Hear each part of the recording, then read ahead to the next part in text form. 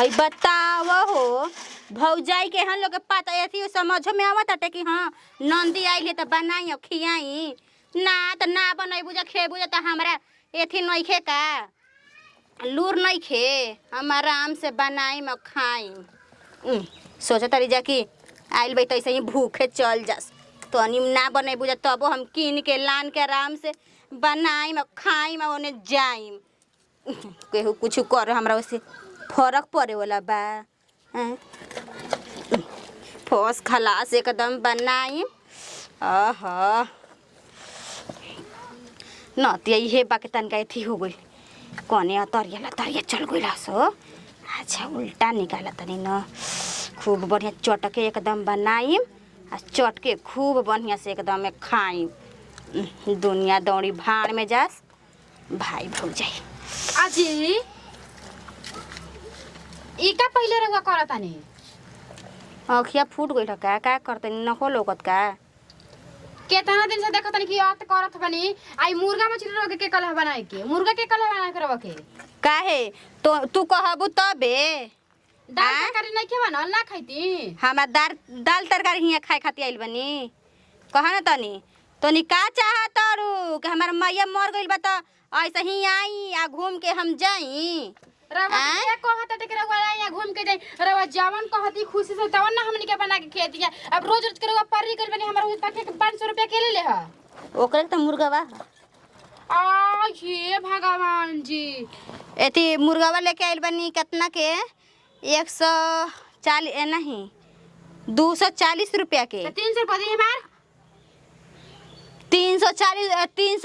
पैसा दे देले बनी एथिया के केथिया के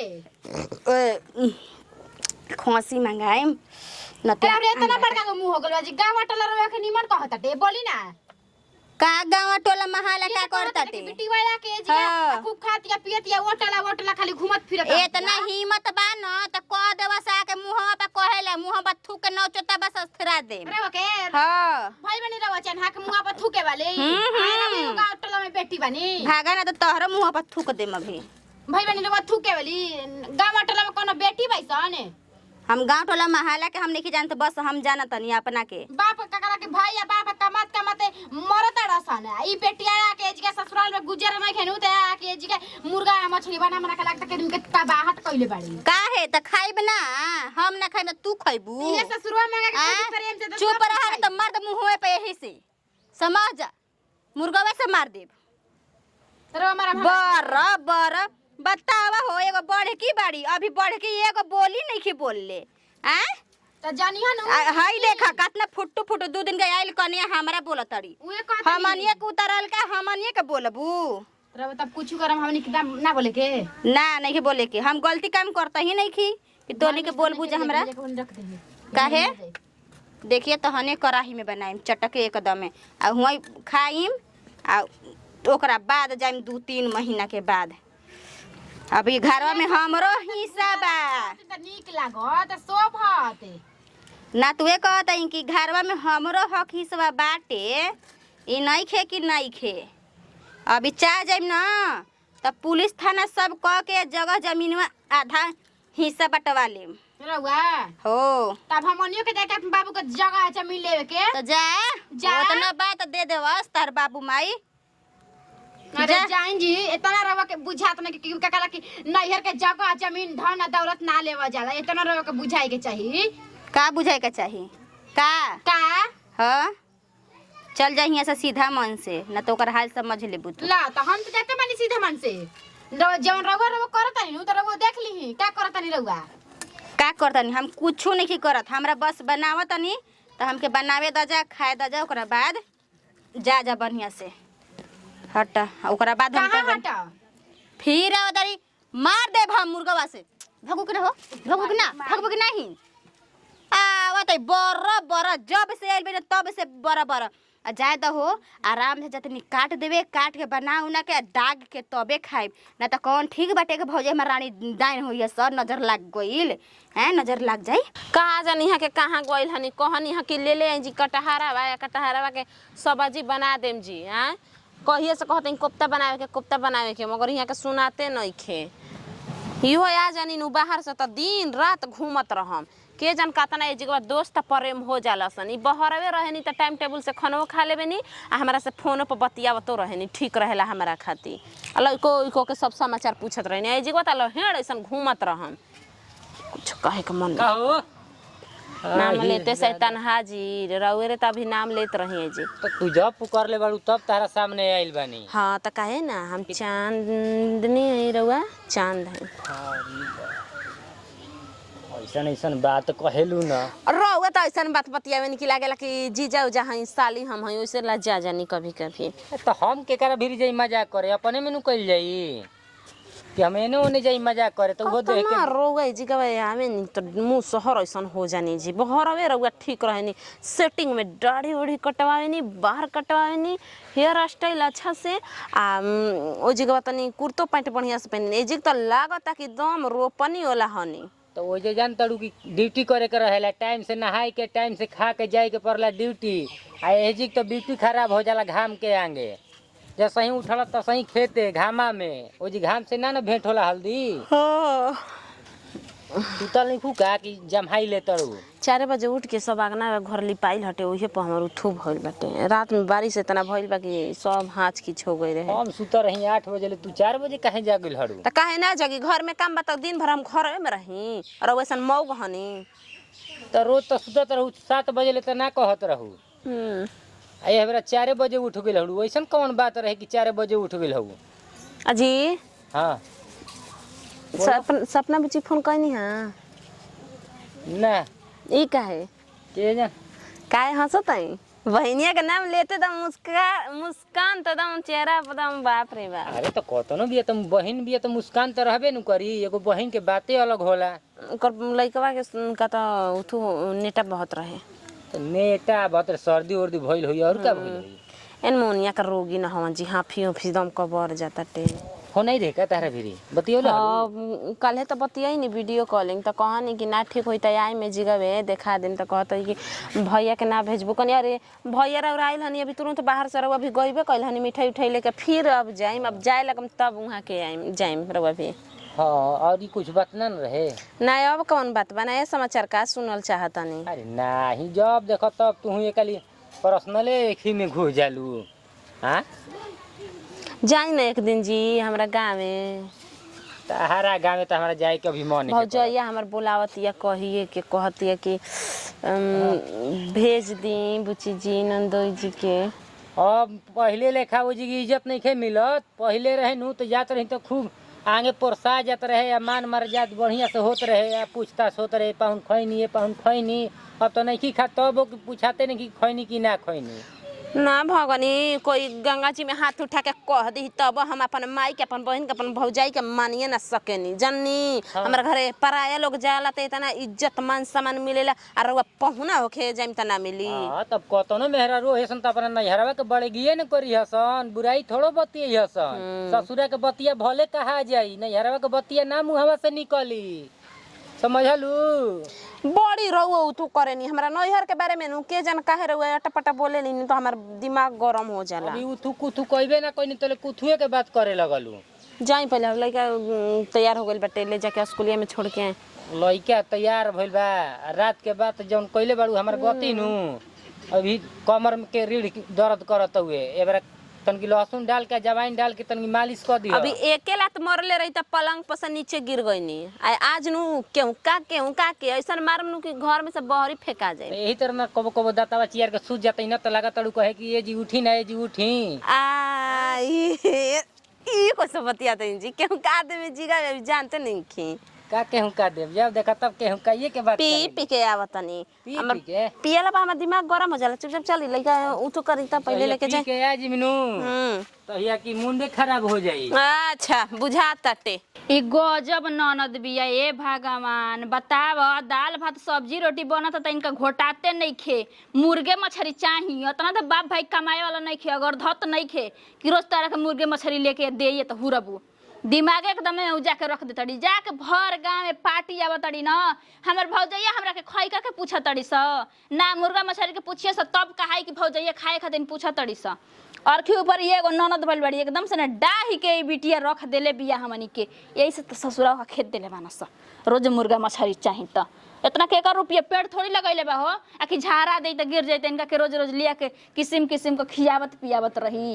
एकदम से बिटिया डाल देले बिया तनको जियल दुसवार कर देले बिया जहे तहे नाम हंसावत तड़ी आ कि आइल बिया नंदी न त भौजैया इनके पूछत नहीं खिस भाईबा पूछत नहीं खस जा जैसन करबू वैसन पैबू लगता कि रोज रोज के परी के गइल बानी ई कवन आदत हो दादा जब ले दीदी ले ना कहमनु तब ले लगता कि वहां का सुधरबे ना करब रुका दीदी ले कहता दीदी दीदी का हो कनिया का भइल का भइल कहता नी नु आ हाय देखी का होता टे देख ली अर त का भइल बा बताइबू तबे न जानब अतना का छटका तड़ू ये कहां ला के रे सब घर में रह के कुछ ना जानम जा जान गनी रे वाह ए बुझानी का बुझावेलू हमर दिमाग तारा पर खराब हो जाला हम नाना तो बुझी का करता नी आ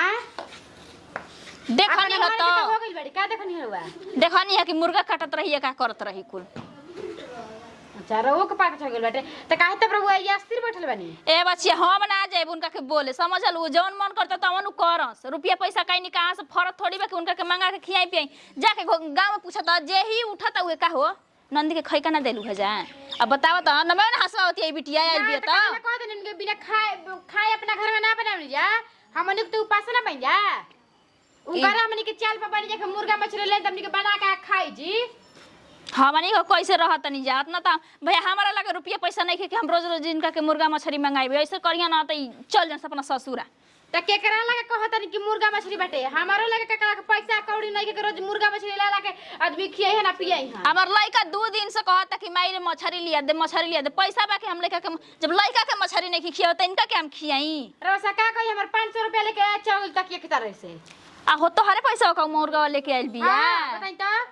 कल धरत रहनी देखनी है कर उ पैसा बा सीढ़िया पर के धरत ही भौजी घर में से सोचे अब बस पटाक में देखलिया पटाक में लेके चल गईली तो तू तो गजबे ना मेहरा रुबड़ू जाना तड़ू कुल जाना तड़ू जबती है कि जब आ जली तो पैसा रुपया खोजले करे लिए नहीं उन्हीं कहां भौजैया रखले बड़ी स तो तोके ताला ना लगा के रखे देखी चाहिए हम ना जानत रही ना कि घर में से उठा के लेके चली है चोरी नहीं है तो कहता रही कि 200 रुपया का मुर्गा लेनी है आ कनी कि 300 रुपया तब दी है तो कहता रही कोना मिली कनी का कर देनी जी तो खसी वाला के देनी बयाना खसी वाला सांझ के हम पहुंचाई आ हे भगवान ए बिटिया के पेट में ना लागे लगे एकदम राक्षस समाइल रहता कहला पता कह दड़ी ना कि हमर भौजैया देख के हमरा के जर तड़ी से बोला तड़ी से यही से ससुरा में गुजारा नहीं होत भौजी का छिनार भइल भी है एने घूम के हम कवा धर मारतिया कम डहले भी जब भी आ जइहा बिटिया ना तो हम डराते रहब आखिर रात भर रह के चल जास हम ना चाहे ना कि या में से झुकिया अरे ते ससुर वाला नहीं खसन पूछत कि का मरलस कि जिया सोने हमर पता हिया हां तो रोज मुर्गा मछली खा खा के चर्बिया गइल बे का पूछिया स कौन नमु सुघरे बाटे ना मोटाइए कम होता इनकर त का पूछिया स निमर रात में तब पूछता सान निमन मर के का दे बुझे खाना वाना खइह ना आदमी के उपासे रहियो जी जल दुसवार भइल बरा खाना लौकता ये दुसवार भइल बा का हो तो यानी के दोनों जानी गाले हाथ धके बैठल बा बुझा ताकि एगो बात कहे बाबूजी राउर बहिन बाड़ी न समझा दे उनका के हम आकी बाकी पूरा कर दे आ कह दी कि बोरिया बिस्तर बाना से चल जा ससुर के जगह नहीं खे उनका खातिर इनका कुछ कइले बिया हो पूछे अपनी मौगी से हमर लेके ताकि हम से तल रहो देले रही हाँ। अब जाके मुर्गा किन्ने के लाते बनावत आली बताई तो आ 300 रुपया दे देले बिजी बयाना कल खसी के कदी सांझी खसी जाई या तना कहीं एकर के तबा हमर क देले बियान हम का कहीं एकर के हो अब कैसे अगर भगावलो तो नहीं के सब दहान धके भगा दी हम लइका 20 रुपया लेके स्कूल जात रहल ओकर हाथ हवा से 20 रुपया छीन ले लिए बताओ तो कान देख झपड़िया देनी मुया देखे इनकर आदत ना तनको हमरा ठीक नहीं खे लागत इना भइजान तो तू ही बोल उल्टा सीधा जितना बोले के बाद तू ही बोल तब उतना लजाई शर्माई तो कहीं बुझाई नो करे तबे कबे लगा करी में लाज बाजी और बहन के लज है ना शर्माई हां तब इहे नु बा लात के देबे बात से ना मने तो हाथ से मनी है नु दो चार पटकन तू देखल जी जौन होई तो गांठ लगा था दीदी जी जतन तो सब को कहता का हो अपन कला की नंदी के ना खियालू जा ना खाना बना सब कुछ में तबे ना कहता ये बताई ना ई गांठ ला प्रचार कर दी तबे ना कोई के प्रचार करी थूकी हमनी पर कोई के ना भगवान ननद दे लेकिन इनका तरह ही एकदम से ने जीव बिया के बिटिया रख देले बाड़ी तू जा तो औ भौजियो के लिए जे मजले भौजी के हां तो हम बोलबे बेरी एबरी बोल दे ब्रो एक मतलब ढंग से उर से रहा नहीं तो बोरिया बिस्तर बना चल जा अपनी ससुरा ए जो के तार गुजारा ना होई मत जे ना तोरा जगह मारियो दी जानते नहीं तू भौजी जा तो तारा डेरा ले तनी जा जा तो काहे ना बोली है बोलल कर हो जब भी आ जाई ह तब हमनी के लुगा कपड़ा देके विदाई करे के आ जाके कुलनी से कह दे कि हमर भौजैया एगो लुगो खातिर पूछेली से हमरा एंगी के पर लुगा कपड़ा कोई ना दियाई हम ना देम जाई रे जाई जल्दी हां तेरा इनका कसरिया ये दे देखो इतना दिमाग जर्जराइल बा हमर लगता कि बाप रे दीदी कह है जब ले बिटिया ना सुधरी तब ले करा बिटिया कराही यही तरह सहकले रही जब मन तबे आवत रही जब बनावत रही खात रही अपना मन के करते बिया और ई करही लागी लगता कि धान ली हन आ चलो हो आराम से चटके बनाई आराम से खाई हैं देख बताव हो छोट हो के भौजाई हमारा हाथ ना शासन में तू शासन में रखबू तो हम तारा शासन में रह में हैं तू अपना शासन अपना माये बाप चलैहा चलैते आइल बाड़ू चलते नहीं से करत अड़ू ननद पर हमार बाप माई मर गई बड़न त का हैं माई हमार मर गई ही आ तो हमारा खाए के हक नहीं खे अधिकार नहीं खे हमारे यहाँ जगह जमीन नहीं खे बतावा हो यहाँ लोग लाज लगे के चाहिए देखो तो रोजी ने दाल तरकारी भुजिया चटनी ये सब खियावत रहत जब बना बना के ऐसे घर में होला जैसे ई करतड़ी आ का जे बुझी जी रहुआ तो एकदम गजबे करतनी जी ढंग का गजबे करतनी हो भौजी का करतनी पेट में रहुआ अच्छे से का समाइल रहेला 24 घंटा जब देखा तब मुर्गे मछली का एकदम खाइल रहे नी एकदम लोग से तो हंसवाइए देता नहीं कहवा देता नहीं कि का रे तोर भौजी खाना वाना ना देली स जेके ना कहे के वो कह देता वे त का है करना मामा जैसे करबू जैसे ओइसे सुनबू जा ना का त काहे घर में नहीं खे बनल दाल भात सब्जी रोटी नहीं खे बनल जी हाँ नहीं हमारा खे अच्छा ये बतावा तो हम लोग इहो नहीं खे बुझात कि हाँ नंदी कितना दिन के बाद आइल है तो ई मुर्गा मछली खाई कि ना खाई रोज रोज मुर्गे मछली खाइल जाला अभी जहिया आई नहीं तो हिये ना बनल रहे जी आ कैसे बतियाओ तनी कि काहे खाती आइला हमारा 4 दिन 8 दिन भइल ना नहीं अपन ऐसे तो कहलू तो आराम से गईनी छोटकी के घर में तक के तो देखनी 500 रुपया तो 500 रुपया लेके आ गईनी हाँ आ 240 रुपया के मुर्गा लेके चलैनी हाँ आ थी कतना हो भूला तनी का तो 360 रुपया हाँ हाँ 360 रुपया दे देनी खसी के मीट लावे खातिर शाम के जाई ऑर्डर कर देले बानी लौकल रही मुर्गा मछली तब ना आदमी को मन भरी खाए खाती आइल बई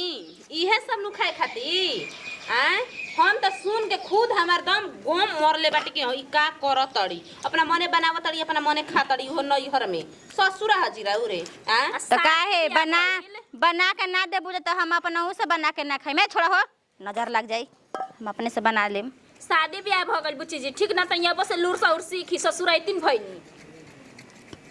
का अपना तो लूर सीख जा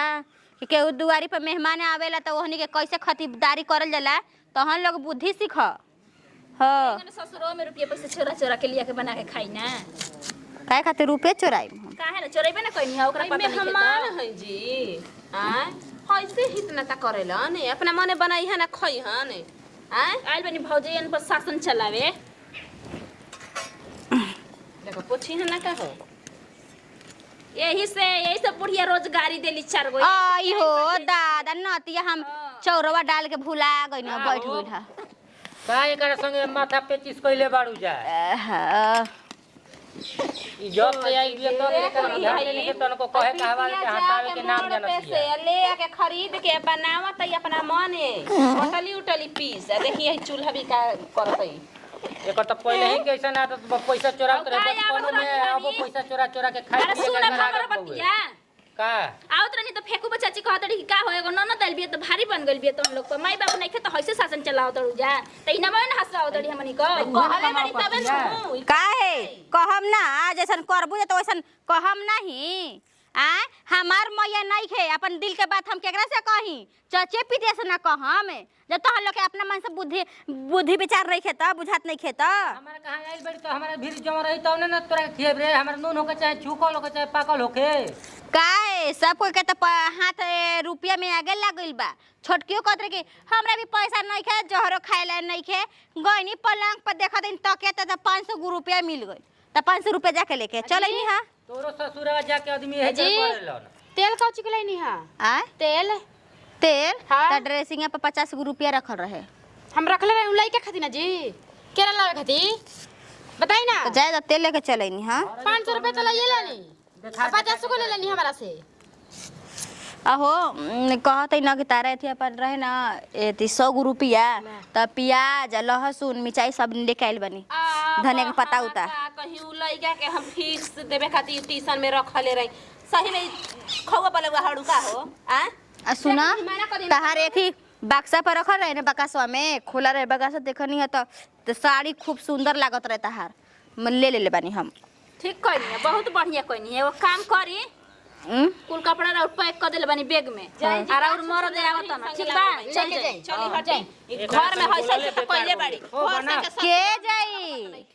रहुआ जाई के कहतनी जे भूत परत का बैठल बाटे ओकरा से कहतनी हम कहां जाईम अपने ससुरा जाई बौरी ना जा तहनी के नैहर जाइला बता जा हम देख ले तनी घर जा घूम के आवा जा हेर खेल के जा मत बोली छोदी रह दी अपना मन के बनावा दिया खाई दी देखतन कि कदिन जे गुजारा हो जाला आ कदिन का रहो करतानी मार देम पसुलवा से ना के तार जीभवा कट दे जब न बस अस्थिरा जीव ए जिगावे ननद के कम चलेला ठीक ना? मार दिहा सना त लोला फूट जाई समझलु जा तो कि नहीं जैसे जा तो कि ना देखत हूं ना